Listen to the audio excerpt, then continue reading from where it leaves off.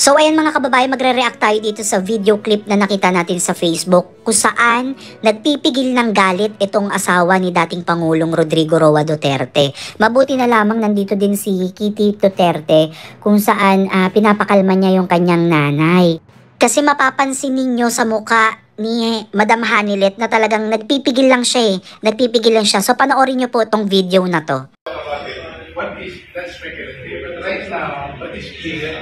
What is clear is we need to do the booking process there. Yeah, she's asking that she be brought to the hospital. You can do that there. Is that too much? Yes, sir, that's too much. Oh, is that too much? 80 years old siya. 80 years old siya. 80 years old siya.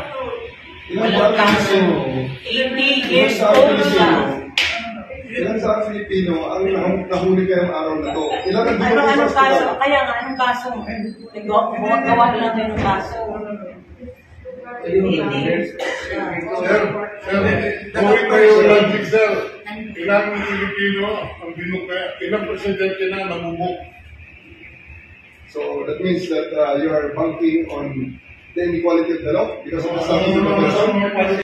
Let's talk about it. What is that speculative? But right now, what is clear? What is clear is we need to do the booking process there. Yeah, she's asking that she be brought to the hospital. You can do that there. Is that too much? Yes, sir, that's too much. Oh, is that too much? 80 years old siya. 80 years old siya. 80 years old siya. Walang kaso. 80 years old siya. Ilan sa Filipino ang nahuli kayong araw na to? Ilan ang Anong kaso? Kaya nga, anong kaso? Gawa lang ng kaso. Sir, gawin tayo logic, sir. Ilang Filipino ang binukay, ilang presidente na namumuk. So that means that you are banking on the inequality of the law because of the status of the person. Warrant of arrest ay hindi maaaring issue ng ICC sapagkat wala pa naman yatang ipinadalang complaint sa kanya na para sagutin ng Pangulo. Sa makatwid, kung walang warrant of arrest at sa ilalim lang ng red notice ng ICC o ng Interpol, medyo questionable, kaduda-duda yung paraan kung bakit ang dating Pangulo ng bansa ay kanilang takpin, hulihin. Hindi po mabuting patakaran ito at hindi ko rin nakikitang magandang senyales kung ang pag-uusapan ay yung inaasam nating pagkakaisa. Nakakalungkot itong pangyayaring ito.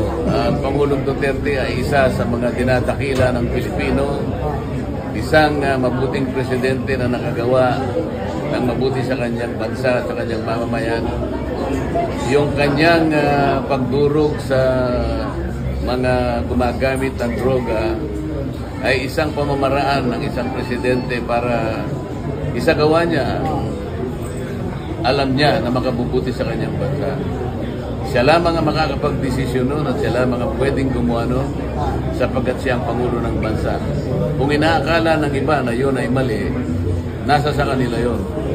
Pero ang presidente ay malaya sa kanyang gagawin sapagkat siyang nakakaalam ng kabutihan ng kanyang mamamayan. Ngayon, yung pagkakahuli sa kanya, hindi ko alam kung anong authority and under what authority it was done.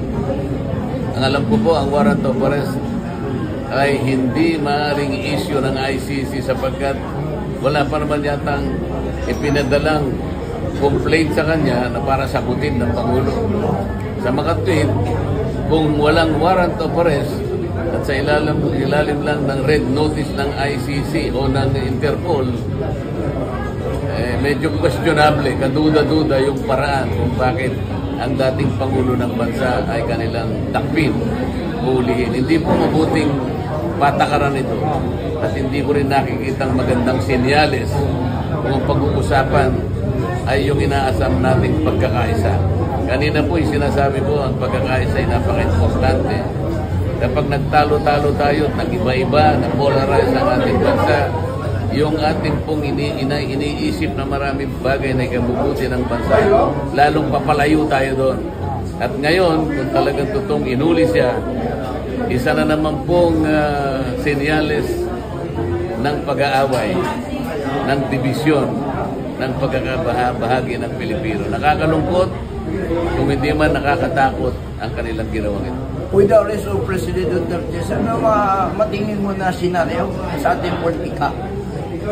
Ang nakikita ko senaryo ay hindi magiging tahimik ang buhay politika ng ating bansa. Maaring ang mga kababayan natin na nagmamahal sa dating Pangulo ay malulungkot din. Baka nga hindi lang malungkot.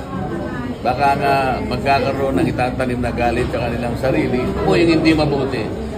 Ang kapayapaan po ay isang napakalaking bagay para sa ikabubuti ng bansa. Kung ito po ay talagang nangyari at ginawa nila, alam ko po hindi ito pagmumula ng kapayapaan. Lalo lamang tayong gugulo bilang isang bansa.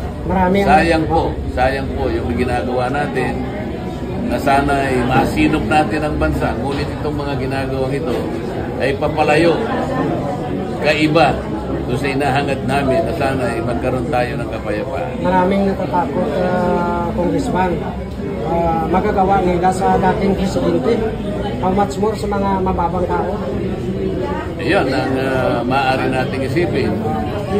Kung nagagawa nila sa isang naging Pangulo ng ating bansa na sa kanyang palagay ang ginawa niya ay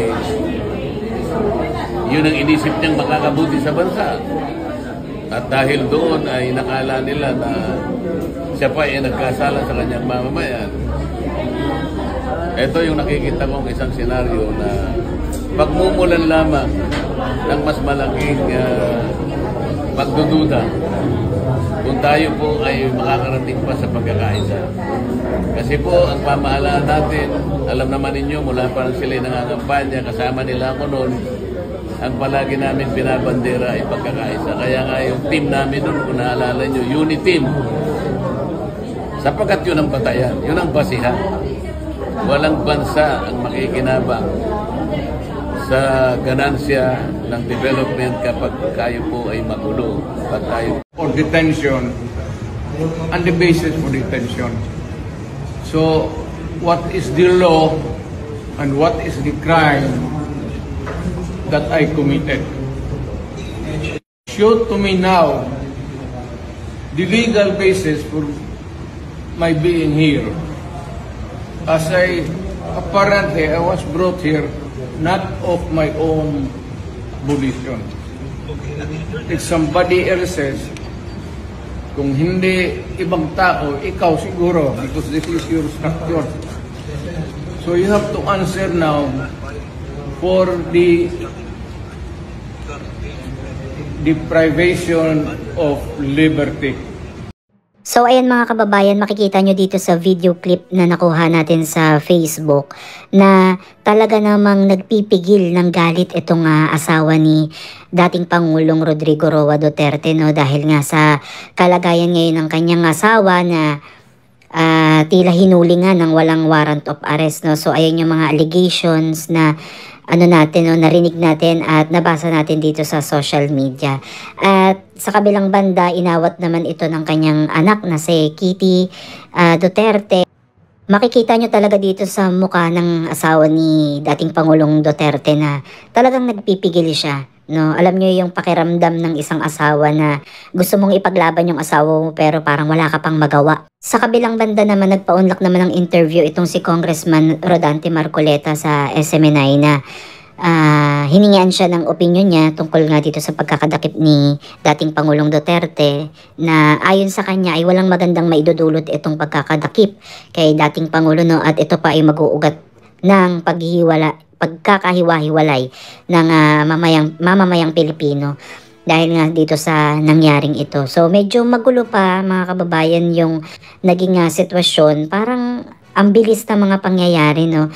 At abangan po natin yan sa mga susunod na update kung ano ba talaga yung kahihinat na netong pagkakahuli o pagkakaaresto ng dating Pangulong Duterte, no?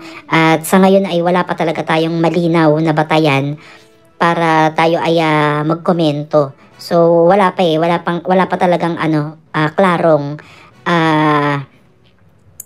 impormasyon na talaga namang ating masasabi talaga na tama nga itong pagkakahuli kay dating Pangulong Rodrigo Roa Duterte. So hanggang dito na lang muna mga kababayan yung ating update at abangan nyo po yung mga susunod na mangyayari. Comment nyo dyan sa baba, sa comment section kung ano ba yung opinion ninyo or komento sa nangyaring pagdakip dito sa dating Pangulong Duterte. Maraming salamat po and God bless.